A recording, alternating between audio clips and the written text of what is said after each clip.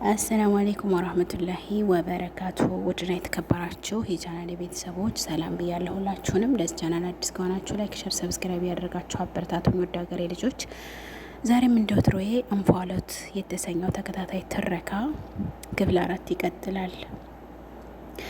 12 ሰዓት ከ19 ደቂቃ ወደ ቤት እንደደረሱ ነው ከድር በጣም መፍራት ጀመረ። ምን እንደሚላት እያሰበ በራፍ ላይ ደረሱ። ቁልፉን አውጥቶ የግቢውን በር ከፍቶ ወደ ቤት ገቡ።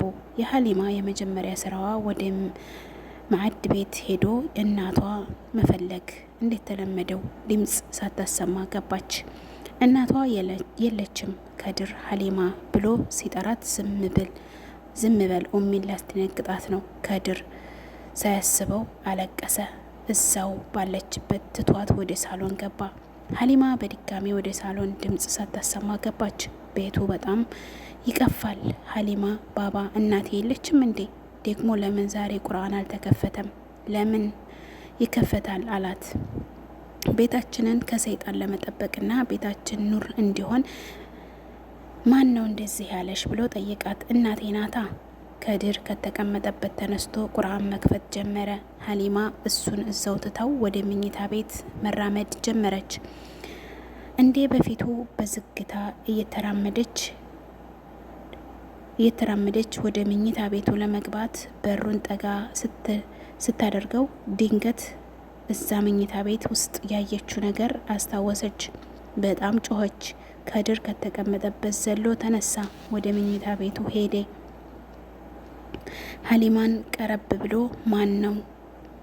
ምን ሆንሽ ብሎ ሊያቅፋት እጁን ሲዘረጋ ከሱ መራቅ ጀመረች። ምን ሆነሽ ነው እያለ ሲጠጋት ትሸሸዋለች። እሺ ወደ ሳሎን እንሂድ መልስ አልሰጠችውም። በዚህ መካከል ነበረ ሰሚራ አስቤዛ ገዝታ ወደ ቤት የተመለሰችው። እቃውን ኩሽና አስቀምጣ ወደ ሳሎን ስትሄድ የከድርን ድምፅ ሰማች። ሳሎን መግባቷን ትታ ወደ መኝታ ቤት ሄደች። እንዴ ሀሊማዬ መጣሽ እንዴ ብላ ልትስማት ስትጠጋ ሸሸቻት። ምን ሆና ነው? ሰሚራ ነበር ያለችው። እኔ እንጃ። ሰሚራ ለማግባባት እየሞከረች የት ሄደሽብን ነው? እንዴት እንደናፈቅሽኝ ነይ እስቲ እቀፊኝ፣ ደግሞ የምትወጂውን ብስኩት አምጥቼልሻለሁ ነይ ወደ እኔ ብላ ወደ እሷ ስትቀርብ ይበልጥ ሸሸቻት። ሰሚራ ህፃኗ ሀሊማ ስለሸሸቻት ተናደደች። ግን እንዳስታወቅባት ደግማ እንድታናግራት መጠየቁን አላቆመችም። ሀሊማ የበለጠ ራቀቻቸው። ከድር እንደምንም ብሎ ወደ ክፍሏ አስገባት። ሀሊማ ሳቋ ሁሉ ጠፋ። ከተወሰነ ቀን በኋላ ከድርን ከሰሚራ በተሻለ ሁኔታ ቀረበችው።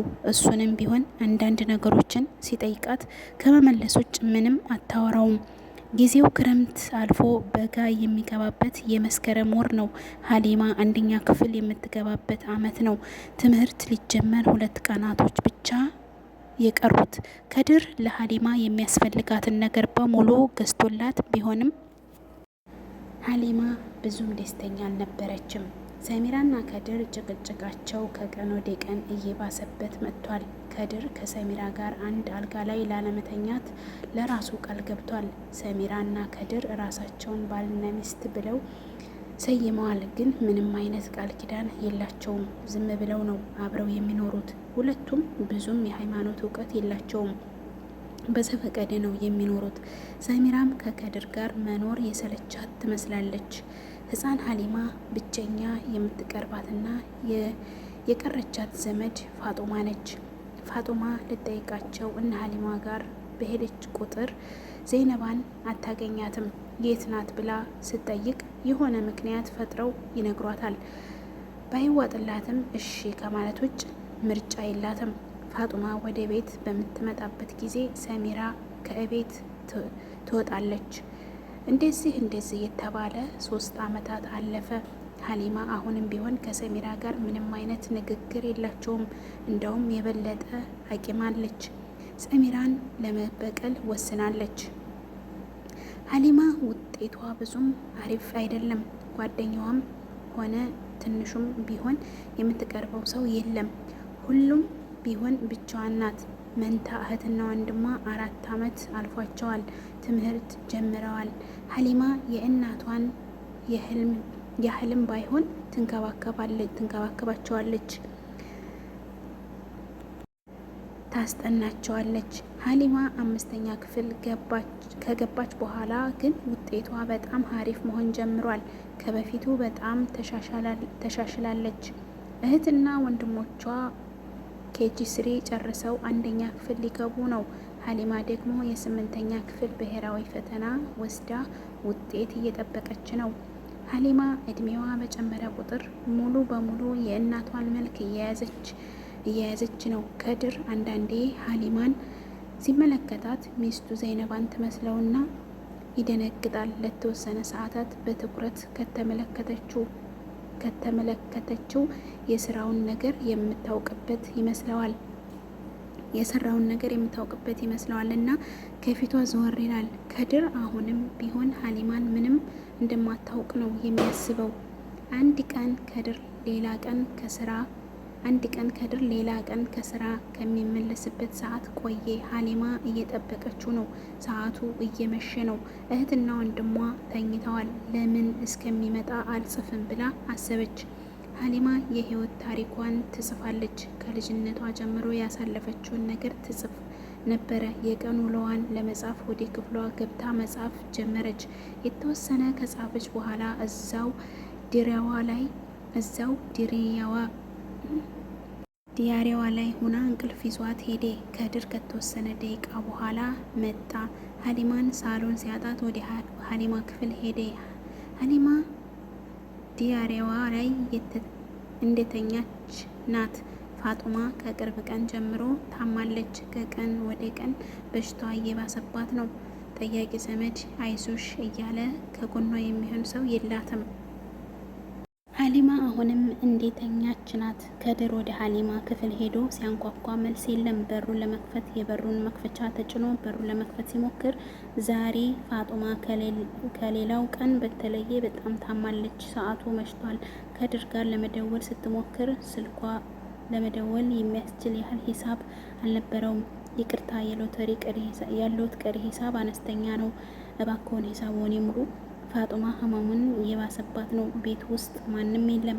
ከድር ሊከፍተው የነበረውን በር መልሶ ተኝታ ከሆነ ባረብሻ ይሻላል ብሎ አስቦ ወደ ሳሎን ቤት ተመለሰ። ሰሚራ እራት አቅርባ መመገብ ጀመሩ። ከድር እንዲሁ ቀመስ አድርጎ በቃኝ ብሎ ተነሳ። ሰሚራ ሀሊማ እራቷን በልታለች ብሎ ጠየቀ። አይ አልበላችም፣ ካልበላች በቃ ልቀስቅሳት ብሎ ድጋሚ ወደ ሀሊማ ክፍል ሄደ። አሁንም በሩን አንኳኳ፣ መልስ የለም። በሩን ከፍቶ ወደ ውስጥ ገባ። የበሩን መከፈት የሰማችው ሀሊማ ወዲያው ከእንቅልፏ ነቃች። በፍጥነት ድሪዋን ዘጋችው። ከድርም ምን እየሰራሽ ነው? እንቅልፍ ይዞሽ የሄደው? እያነበብኩ ነበር። ምንድን ነበር የምታነቢው? ውስጥ ያሳየኝ ሲላት አይ ዝም ብሎ ነገር ነው። ከድርም ከዚህ በላይ ላለማስጨነቅ እሺ ራትሽን ብዬ አላት። እሺ መጣሁ፣ አንተ ሂድ እሺ ብሎ ወጣ። ሀሊማ ዲያሪዋን ማንም የማያገኘው ቦታ አስቀምጣ ወደ ሳሎን ሄደች። እራቷን በልታ እህት ወንድሞቿን አይታ ወደ ክፍሏ ሄደች። አልጋዋ ላይ ጋደም አለች። ነገር ግን እንቅልፍ ማግኘት አልቻለችም ነበር። ድንገት ፋጡማ ትዝ አለቻት። ለምን አልደወልላትም ብላ አሰበች። ግን ተኝታ ሊሆን ይችላል። ከተኛች አታነሳውም። ሀሊማ ነገ የ8ኛ ክፍል ውጤት የምትቀበልበት ቀን ነው። ውጤት ተቀብዬ ስመለስ ወደ እሷ ሄዳለሁ ብላ አሰበች።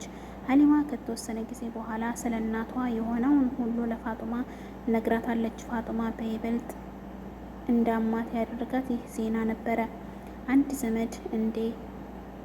አንድ ዘመዷን እንዴ ታኘከ ማስቲካ አውጥተው መጣላቸው እንዴ እግር እሳት አቃጠላት። ለመክሰስ ፈልጋ ነበር፣ ግን እንደምንም ሀሊማ አሳምና አስቆመቻት።